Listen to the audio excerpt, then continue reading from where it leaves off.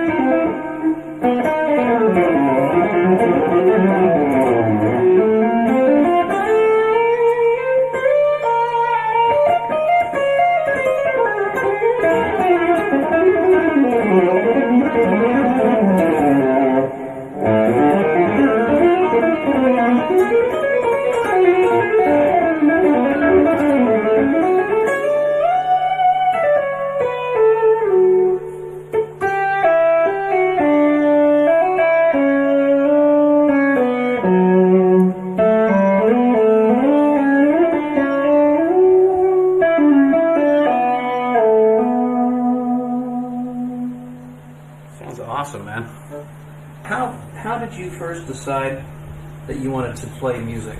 Did you grow up in a musical family? How did that get started? Actually, I did. Yeah, my father's a really great musician. He was a piano player, pianist, and he studied classical music, and he was a big jazz fan. So he had all of these records lying around, even way before I could even think about learning how to read or anything. I'd just hear all this stuff, and I used to be able to find these records just by the scratch marks on the labels and everything. You know, I'd be able to identify which record I was going to hear. And he was really amazing with his hands overall. He was a fantastic artist, great painter, great caricaturist, woodwork. He was a fantastic carpenter. He used to make all the toys around, and he made me my first record player, so he wouldn't have me messing with his. Yeah, he didn't trust me with some things. But so I heard all this music, and I loved it, and I couldn't understand why I'd listen to something and I'd start feeling like I wanted to cry, you know, and I was like going, what's going on here? Then he'd play something else, I'd feel kind of happy or whatever, and then I just got all these feelings from music, you know, and so I never ever thought about playing a musical instrument. I just wanted to be someone who loved it, because I just loved what it was doing, you know. Yeah, I hear that. So it was many, many years later when I started becoming interested in wanting to play a horn, a saxophone, because I started listening to a lot of saxophones because there was a lot of saxophones on his records. But saxophones were pretty expensive back then, so I ended up with a guitar, and all I did was stand in front of the mirror with it, pretending I was Elvis Presley or something, you know. I didn't really have any interest in the guitar. I wanted something I could blow, you know. I didn't want a percussive instrument. He tried to interest me in the piano, and it just felt so alien to me. Like and when I hear these great musicians playing it, it's so beautiful, and I love the sound of it, but it wasn't for me, you know. I couldn't get anything out of it, and I guess he left the guitar around long enough. I started noodling with it because I realized I wasn't going to get a saxophone. So, but I never thought about ever being a professional musician. It never crossed my mind, and I absolutely did not start learning how to play the guitar because I wanted to pick up girls. So guitar now. When you found that you had a knack for the guitar, and you started playing in different bands, I mean, how does one go from sitting in their bedroom to getting to the point where you're playing in some of the local bands in town? Even that, as far as it seemed to be a bit of an accident, because I would remember going to these bars, and my dad would take me in the pubs, because there was a lot of music in pubs back in those days, like live music. And he would take me to these, and I was pretty tall for my age back then. I'm a midget now, you know, how everybody's 6'7" now, you know. 6'1" was pretty tall back then. So he would take me to all these pubs, and I started introducing me to the musicians. And I remember I used to get like kind of really excited and seeing all these little lamps lighting up and everything. But back in the old days when they only had like these little tiny combos and stuff. And he just would introduce me to the guys, and then my father would kind of start blowing my trumpet, you know. He's going, well, he plays guitar, you know. And that's how it started. Then I'd start getting a couple of auditions, and then after about 6 months I ended up playing in a couple of local bands. And there was one band that came to the house and said, well, we're a professional band, and we want you to come and play with us. And it was like professional. I was going like, to me then, being a complete imbecile, I've been that way ever since also. I was going, no, wait a minute, this can't be right. You can't make money out of music, can you? So I didn't do it. But then I started working in these different jobs, bicycle shop, the basket works, making baskets. I liked that job, actually, it was good. And then a few mill jobs, and then I met this other guy who played in the band, and he offered me a band in his top 40, guy called Glenn South. And that was my first kind of real professional kind of get paid to play gig, you know. And it was really good, because even though it was pop music, I got to be able to practice during the day, you know. So it was a really good time. I did that for about 5 years, maybe less than that, maybe 3 or 4 years. And then through a saxophone player called Ray Worley, who came up on a musicians union tour to Sunderland, which is where I was playing, or actually Newcastle, the neighbouring towns.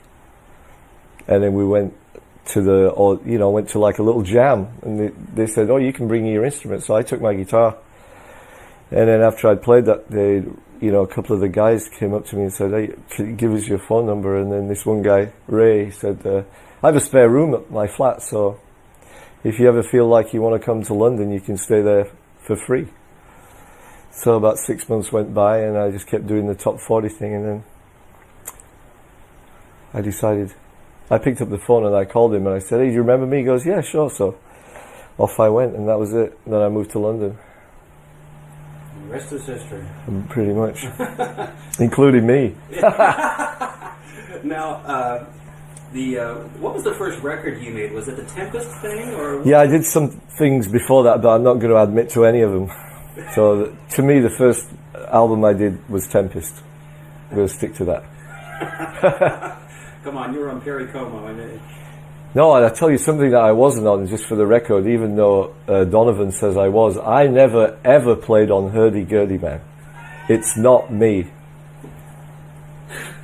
I've seen that in so many guitar magazines, that I played on that track, including one quote from supposedly Donovan that I did. I did not. Unless I was so drunk, I don't remember it, But I didn't play on that track. It's someone else. Got that one straight. There you go, on tape. That's perfect.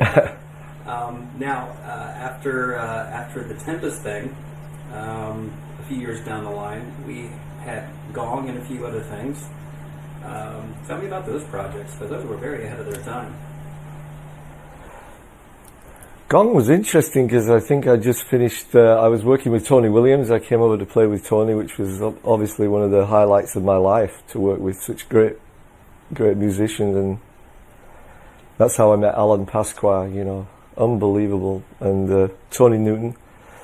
So it was a great thing for me, but it financially fell apart, and we kind of ended up getting stranded in San Francisco, and I sold my guitar to get back home. And then I had a manager at that time called Nicholas Powell, and he was one of Richard Branson's partners in the Virgin thing. And he introduced me to these guys, Gong. He said, "Man, we should try putting a guitar in this band." And so I went and played with them, and I enjoyed it. It was really great. I mean, they were good players. It was interesting, really interesting. 2 vibraphones. Drums, bass, guitar. It was a great, nice combination, and it was really good. What I remember about that band, no offense to any of the guys, was that after a while, if they'd get going, like the French, they could kind of maybe seem to like a good argument or something. They get into these ferocious arguments, and it would all be in French, and I couldn't speak French. So I just that would be my time that I could just leave and go to the pub, and they'd be all going at it, Hopefully it'd be all over when I got back. But it was a good experience. And through your acquaintance with the French musicians, is that how you hooked up with Jean-Luc Ponty? No, actually, that was earlier. My hookup with Jean-Luc was after I played with Tony Williams. Apparently he heard the recordings that I'd made with Tony, and through his manager, Michael Davenport, at that time, he found me somehow and asked me if I'd like to come over and do this album with him, which was the Enigmatic Ocean record. And I did that. Obviously it was a great pleasure and an honor to do that, because he's a really amazing musician, and I really, really like him as a guy. I mean, he was just very nice to me. So, and it's always nice to work with people who are really nice to you. I've had too many Buddy Rich stories, huh? That's very true. Are you digging it? Yeah, I'm digging it. Dig it all you want. It's your last night. I thought that album was, at least in my opinion, that is probably his finest album. It's my favorite album. Which one? Atlantic Oceans. I love that album. Well, I liked it too, especially for the time, and it's really interesting for me to look back at, to see what was going on and everything, the way the sounds changed and everything. Yeah, I enjoyed it. There's, you listen to stuff later and you go, oh man, ouch. But then you have to think, well, it was when it was, so. Yeah.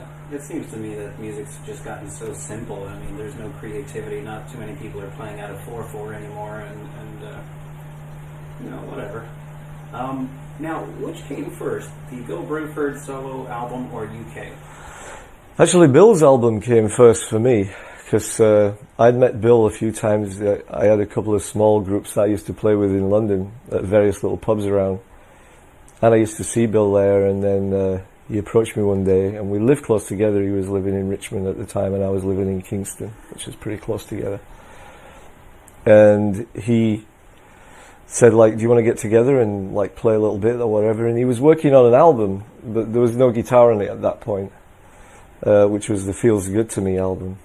And I just kind of came in as a session guy, really. I just was hired to play some guitar on it. And then I guess he was getting involved with the UK thing. So then, Bill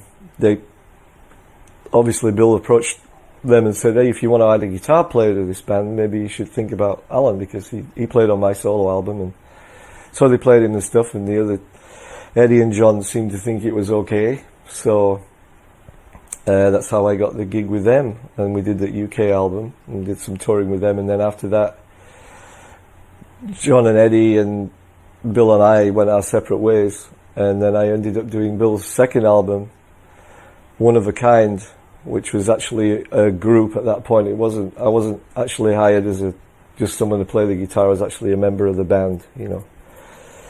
But that's just after that, I guess I just kind of started getting the urge to have my own band, and I had all this backlog of music, and I just wanted to do that. And then I ran into Gary Husband. I met Gary Husband, and that was it. And when I played with that guy, it was game over. I was going, I want to play with that guy. But then, so we did, and then we couldn't get arrested. You know, we couldn't get a gig. That's how we came up with the name IOU, because it used to cost us to play. How much do you want for us to come and play your place? Yeah. And I'm not kidding, that's how it was. But that's so funny, I didn't know that. IOU, how much do you want? Can we play your place?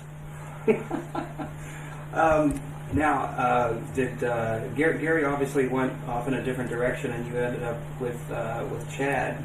How did that happen? Well, that happened because we all lived in England. The whole band was English, and Paul Williams was living in California. He was married to an American girl, so they lived in Tustin. You know, so when we first came over, we were all kind of hanging out at Paul's house. So then. We did a lot of gigs. You know, we got a gig at the Keystone clubs in San Francisco, and the people who own the Keystone Club booked us up there for one night through Mike Varney, who was a big fan, and Mike Varney was instrumental in getting us our first gigs in California.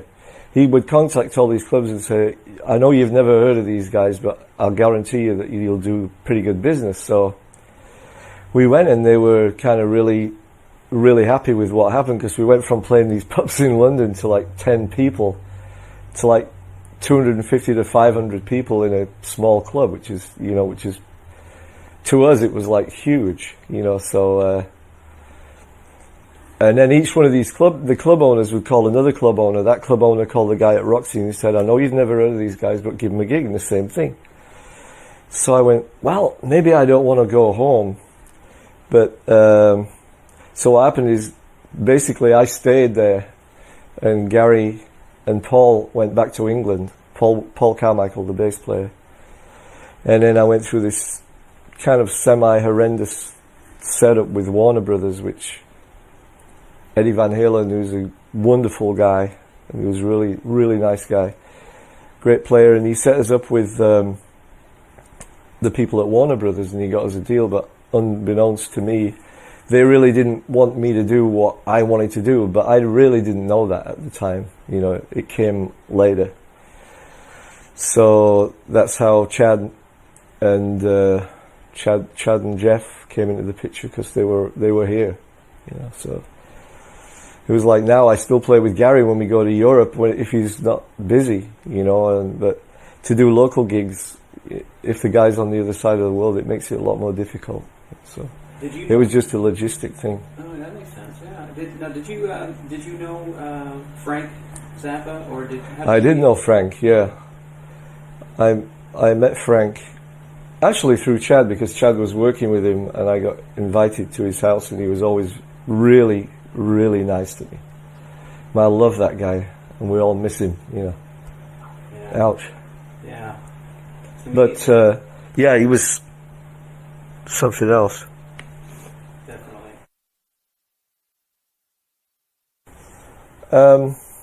I think mostly not from receiving stuff in the mail. I think it was more from people that had a relationship with the company, you know, and a couple of friends of mine that were acquainted with them took me to the older factory many years ago, maybe like 20 years ago, so I mean in the mid-80s or whatever.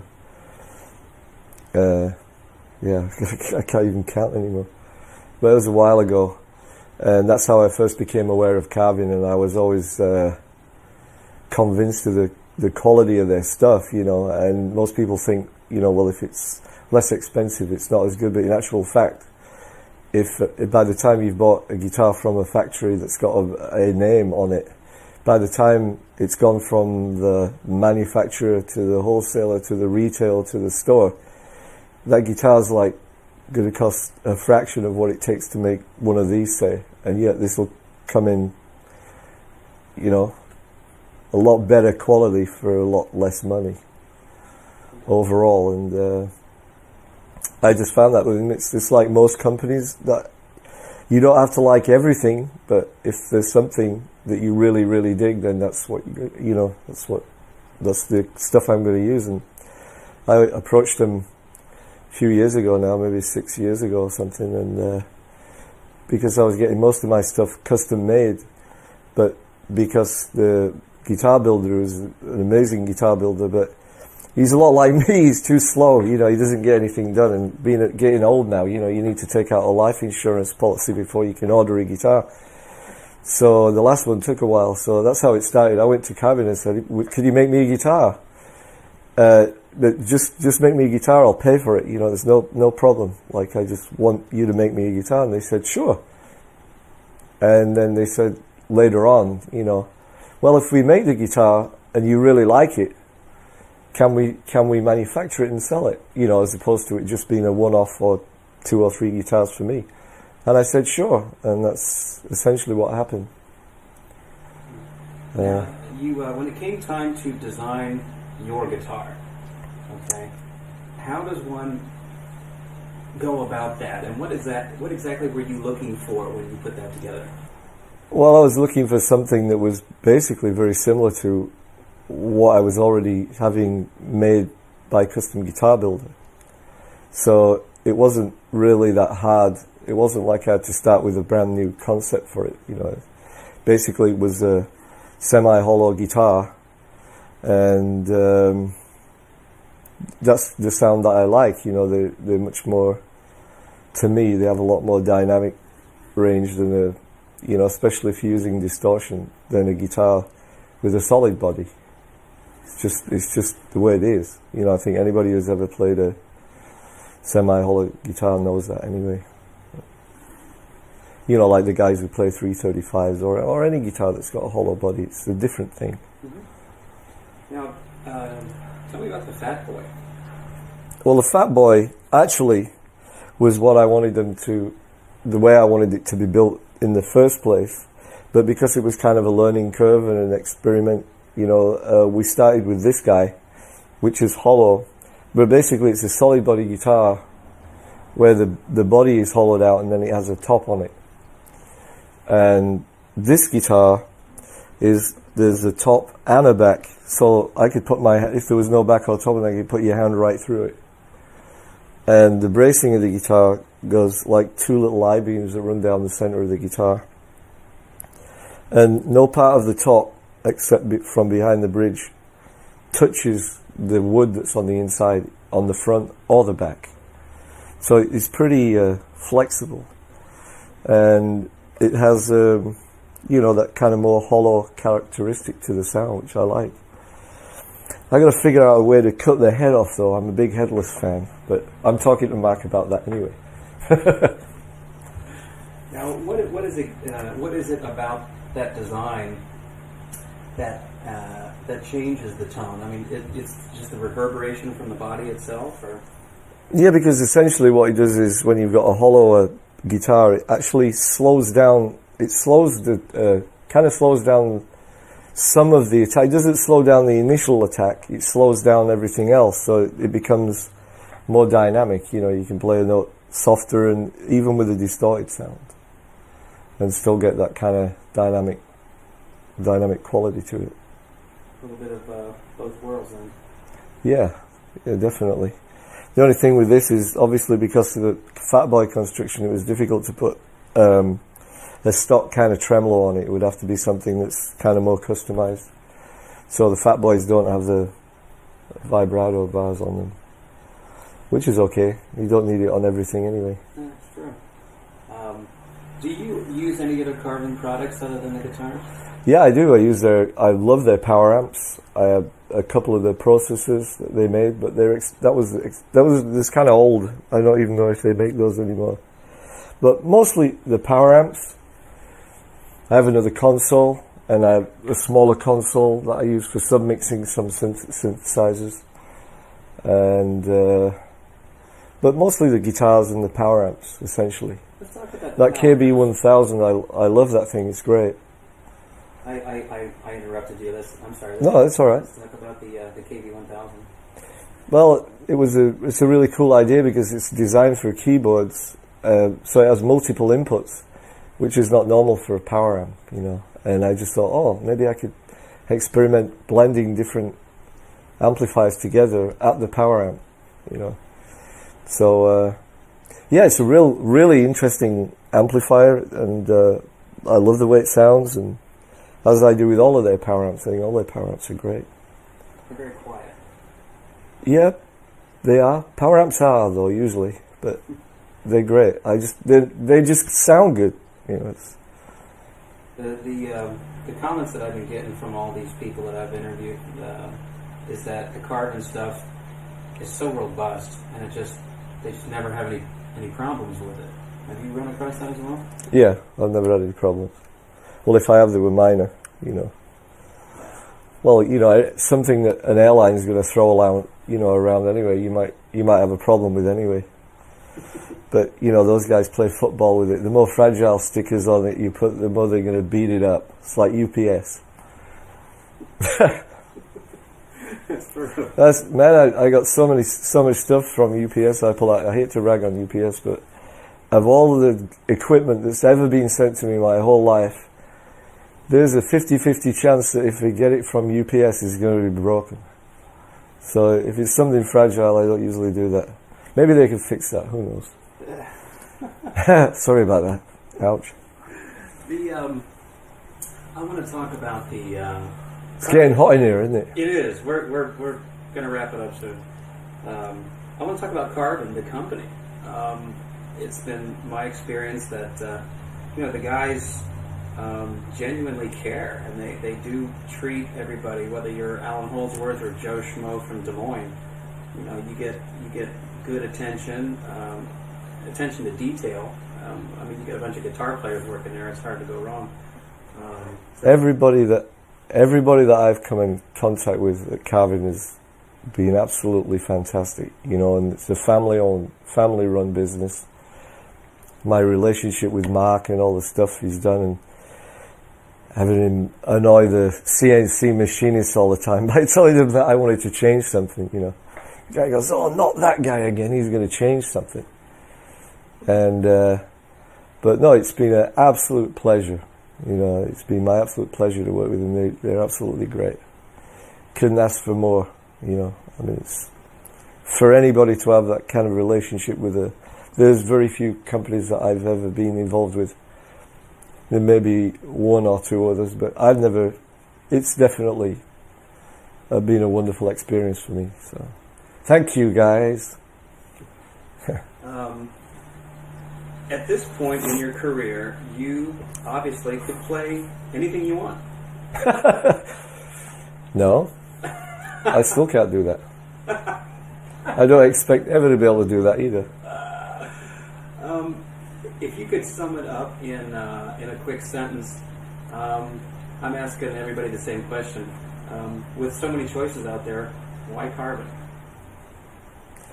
Well, like I said, my thing was because I had a distinct idea about what I wanted, and I approached them because I knew that my friend Bunny Brunel came over to my house one time and he showed me his bass, and I was blown away with it. I mean, it looked amazing, you know, and the workmanship and everything. I was looking at him and going, this guitar is beautiful. And he goes, man, you should talk to them because they're right down the street at that time before they moved. And that's when I got the idea that maybe these guys can build me a really nice guitar. And I just go over there and talk to them. And that's what I did. So it was easy for me, you know. I just had an idea of what I wanted, and I'd seen the quality, and I'd known Bunny many years, so that was the, you know, obvious thing for me to do. So that's what I did. And here they are. Yeah. Here we all are.